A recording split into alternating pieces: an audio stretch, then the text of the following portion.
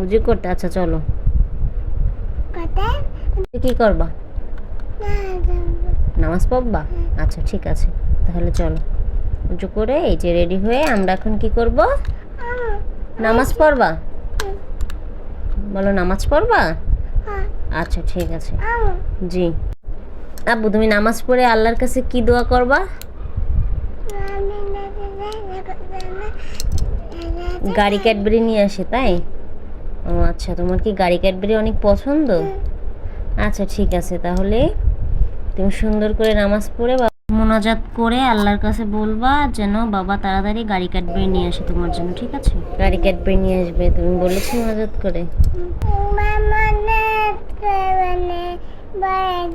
ঠিক আছে, একবার মোনাজাত করে বলেছো।